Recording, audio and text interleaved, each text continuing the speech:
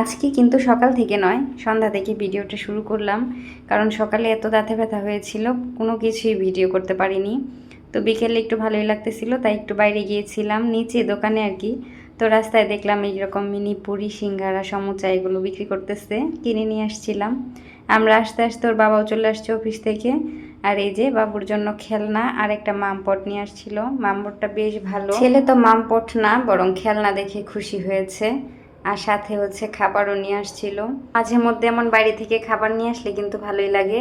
আর এই যে অফিসে সিঙ্গারা খেতে দিয়েছিল, আমি যেহেতু সিঙ্গারা অনেক পছন্দ করি তাই নিয়ে এসেছে। 3টা এনেছিল, একটা প্রথমেই আমি খেয়ে নিয়েছি। তাতে তো আমি আর বাবু এটাই খেয়েছি, আর বাবুর বাবা ভাত খেয়েছে যেহেতু সে চিকেন পছন্দ করে না।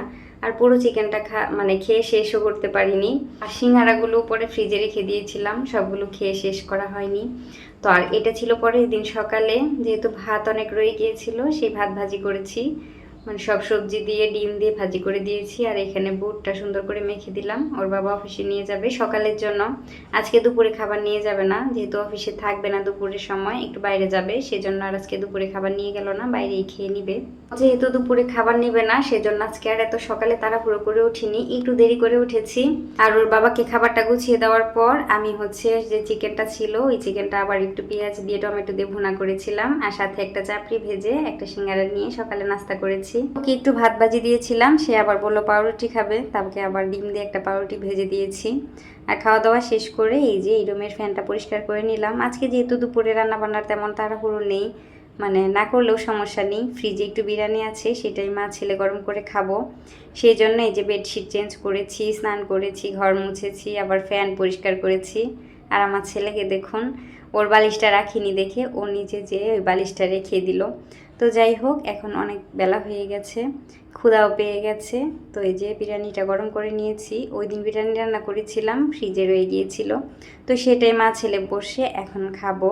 খাওয়া দাওয়া শেষ করে বাবুকে ঘুম পাড়িয়ে দিয়েছি, আর বাবু ঘুমিয়ে গেলে আমি চলে আসছি রান্নাঘরে। সকালে যেহেতু রান্না করা হয়নি তাই বিকালেই রান্নাটা করতেছি, রাতের জন্য বাঁধাকপি ঘন্ট করতেছি আর সাথে ডাল করব। আর রাতে বাবুর বাবা আসলে তারপর খাওয়ার সময় মাছ ভাজি করব, তাহলেই হবে।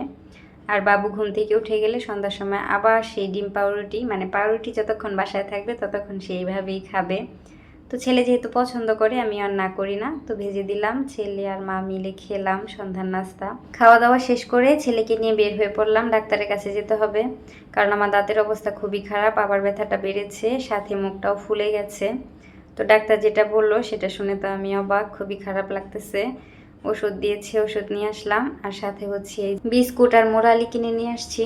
তো এগুলো গুছিয়ে রাখবো, এখন মনটাই খারাপ হয়ে গেল। তো আজকের ভিডিওটা এই পর্যন্তই। ভিডিওটি ভালো লাগলে আমার চ্যানেলটিকে সাবস্ক্রাইব করে আমার পাশেই থাকবেন পরবর্তী ভিডিও দেখার জন্য।